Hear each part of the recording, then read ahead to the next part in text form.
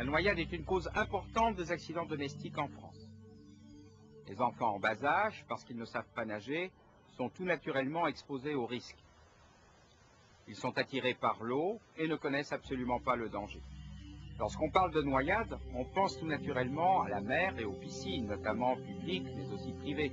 Mais il y a bien d'autres lieux où l'enfant peut se noyer, notamment les lacs, les étangs et même les baignoires, voire les piscinettes gonflables à la maison. La prévention, elle doit éviter la noyade. Mais lorsqu'elle survient, les conséquences humaines de ces noyades peuvent être ignorées si les parents et les proches des enfants savaient mettre en pratique les premiers gestes de secours. Ainsi, les premiers gestes peuvent sauver l'enfant. Il est donc important d'apprendre à appeler les secours et surtout à connaître les gestes qui sauvent. Bon, alors,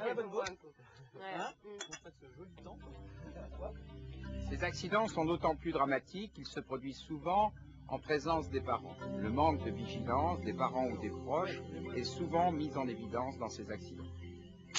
Le seul fait de vouloir récupérer un ballon tombé dans l'eau peut provoquer la mort par noyade d'un enfant en moins de 4 minutes, et cela sans aucun bruit, ce qui retarde d'autant l'alerte des secours.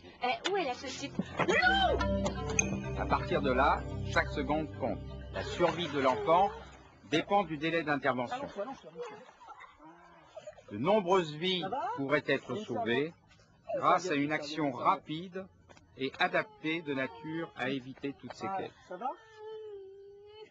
Va chercher les secours, va prévenir les Il secours. faut donc une totale maîtrise de soi et une connaissance parfaite et chronologique des gestes à exécuter.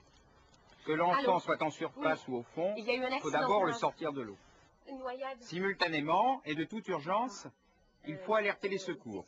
Pour les contacter, 3 numéros possibles, le 15 pour le SAMU, le 18 pour les sapeurs-pompiers et désormais le numéro 112, numéro unique européen d'urgence. En essayant surtout de garder votre calme, il est impératif de transmettre les informations suivantes. Votre numéro de téléphone, votre nom, le lieu exact de l'accident, la nature précise de la noyade, la nature des gestes primaires de secours qui ont été pratiqués, et dans tous les cas, suivez les indications de l'opérateur que vous avez au téléphone et répondez le plus précisément possible à ses questions. Ne raccrochez jamais sans qu'on vous l'ait demandé. Le sang-froid est primordial, cela s'apprend, des formations existent. Ce n'est qu'après avoir alerté avec précision les secours que vous pouvez rejoindre le lieu de l'accident. Nous allons voir ce qui se passe. Ça va? J'ai envie de vomir. Tu as envie de vomir?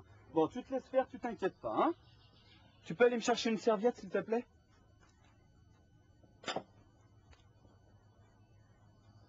Laisse-toi faire, hein? Pour éviter de gêner sa respiration, le noyé conscient qui présente des nausées est mis sur le côté.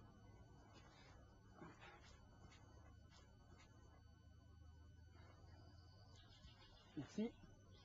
Il est recouvert pour éviter qu'il ne se refroidisse et surtout surveillé jusqu'au relais des secours. Voilà, tu t'inquiètes pas, tu respires normalement, tout va bien se passer. Mais les choses sont beaucoup plus délicates à partir du moment où le noyé est inconscient. Tu m'entends ou? Ouvre les yeux, serre-moi les mains.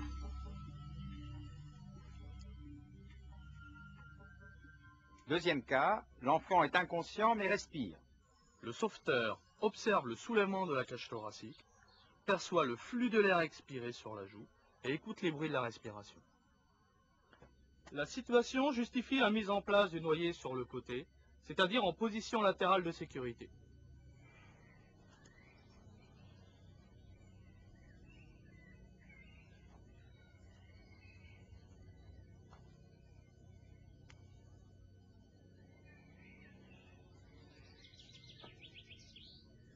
La serviette. Il est recouvert pour éviter qu'il ne se refroidisse et surtout surveillé jusqu'au relais des secours.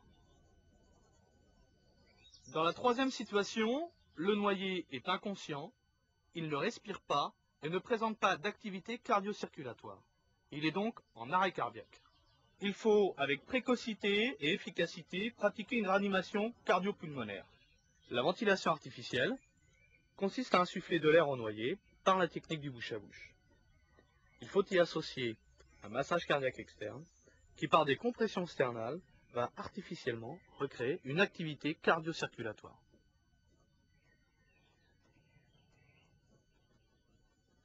Les chances de survie du noyé ne résultent que de la présence d'une personne sur place qui connaît le geste qui sauve, car il a été formé par des organismes agréés.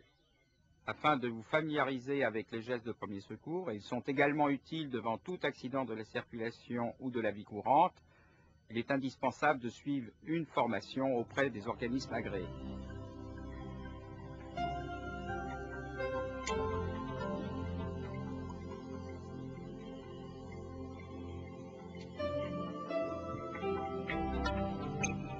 Posséder une piscine permet d'apprendre à nager aux enfants dès leur plus jeune âge et d'éviter les dangers de l'eau.